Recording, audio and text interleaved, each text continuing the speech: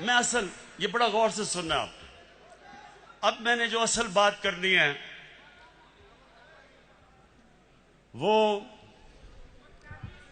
जो लंदन में आज बैठ के जिसने जो कल गुफ्तगू की, मैं उसके ऊपर बात करना चाहता हूं। लेकिन उससे पहले फैसल, सुने सुने सुने, उससे पहले आप जरा इसकी पहले शक्ल देखें। जब ये इंग्लैंड जाना था, जब, और इंग्लैंड जाके इसकी शक्ल क्या बनी, जरा प्लीज दिखाएं।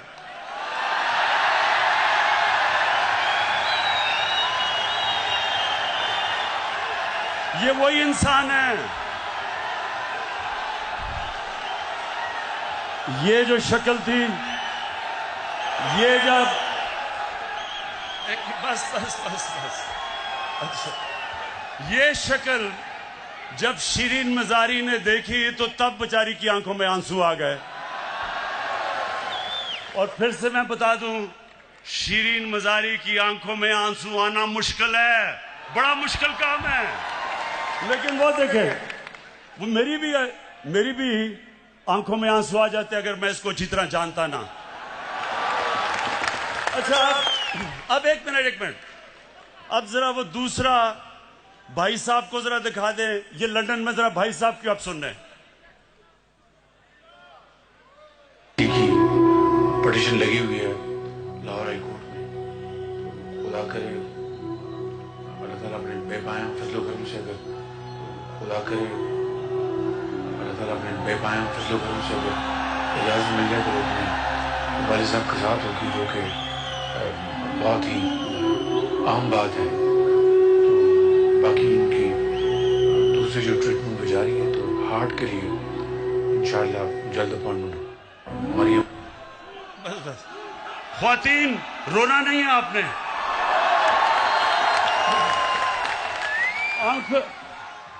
अपनी आंखों के आंसू पोंछ लें। ये बॉलीवुड भी ऐसी कोई एक्टिंग नहीं कर सकता जो अभी एक्टिंग किया है। अब सोचे, सुने, अब सोचे कि हमारी कैबिनेट के सामने ये एक्टिंग जब हो रही थी, शीरीन मजारी रोना शुरू हो गई, तो हमने इसको वापस ही बाहर ही जाने देना था। लेकिन आज मैं सिर्फ ये कहना चाहता हूं, जो इसने जुबान इस्तेमाल की पाकिस्तान के आर्मी चीफ के खिलाफ और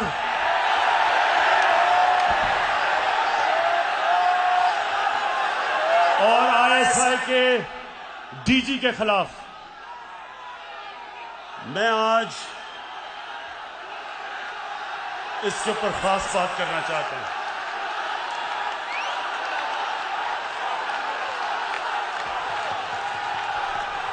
अच्छा, खामोशी, सुने जरा मेरी बात, सुने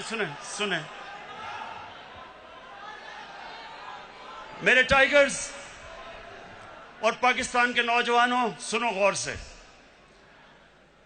बर्रे सगीर की तारीख में कभी भी ऐसी हिंदुस्तान में हुकूमत नहीं आई जो मुसलमानों से और पाकिस्तान से इतनी नफरत करती है जितनी नरेंद्र मोदी की हुकूमत करती है। हमारे फौजियों के ऊपर मुसलसल हमले हो रहे हैं। हर रोज हमारे फौजी अपनी जान की कुर्बानियां दे रहे हैं। परसों 20 पाकिस्तान के सिक्योरिटी फोर्सेस के लोगों ने शहादत पाई, 20 लोगों ने।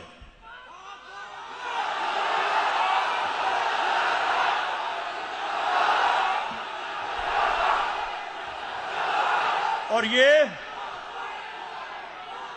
ये क्यों अपनी जान की कुर्बानियां दे रहे हैं? हमारे लिए, मुल्क के लिए।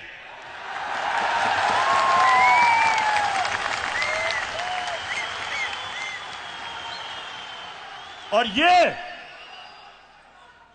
गीदड़ जो दुमदमा के बाहर भागा था, वहां बैठ जाके आर्मी चीफ के ऊपर जो उसने कल जुबान इस्तेमाल की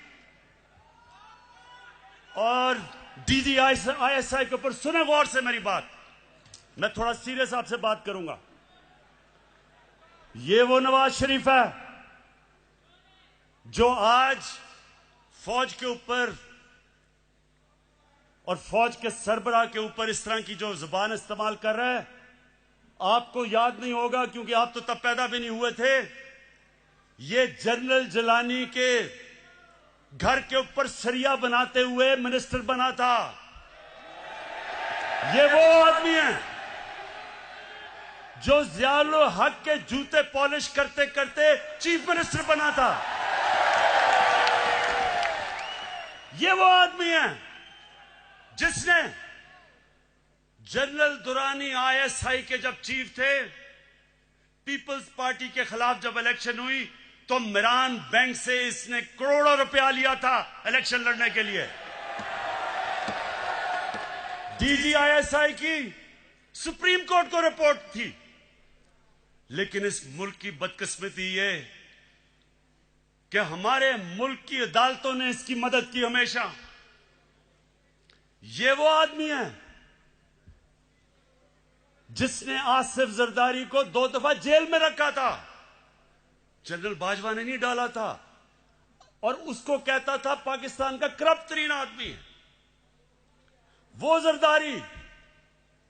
इसको ऊपर हुदायबा पेपर मिल का केस उसने इसके ऊपर बनाया था, जिधर अरबों रुपए इन्होंने करप्शन करके पैसा बाहर भेजा था, वो उसने नवाज शरीफ पे बनाया था। जनरल बाजवा ने नहीं बनाया था। ये वो नवाज शरीफ है और जरदारी, चुप करके सुने, चुप करें जरा, सुने मेरी बात। ये वो जरदारी है और नवाज शरीफ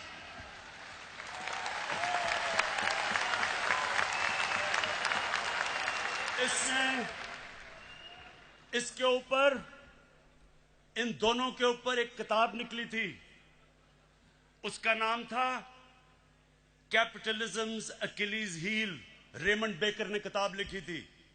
ये इनके पहले दौर के बाद जब इन दोनों ने 2 दफा बारियां लेकर मुल्क को लूटा था, उसने किताब लिखी और उसके ऊपर पूरा चैप्टर दिया कैसे इन दोनों ने इस मुल्क से पैसा चोरी करके मुल्क से बाहर लेके गए।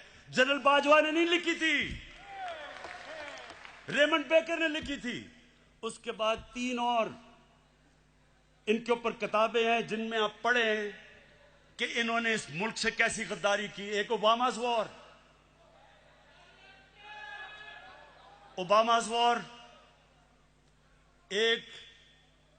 एक है सूस्किन, उसने किताब लिखी the way of the world.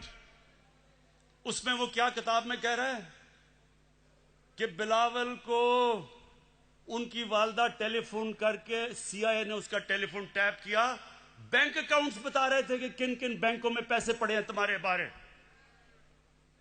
जो बाहर, अब जरा गौर से सुने मेरी बात, क्योंकि मैंने बाहर एक केस लड़ा हुआ है, हर जाने का केस बाहर लड़ा हुआ है इयान बोथम के खिलाफ और जीता था केस। वहां सुने वहां क्या होता है, वहां जब आप कोई किताब लिखते हैं, 4 किताबें मैंने बाहर पब्लिश करवाई हैं, एक एक लफ्ज उस किताब में आप लिख नहीं सकते। वकील बैठता है और देखता है कि क्या आप साबित कर सकते हैं चीजें, नहीं तो आप कोई किताब नहीं बाहर लिख सकते क्योंकि इतने सख्त कानून है वहां।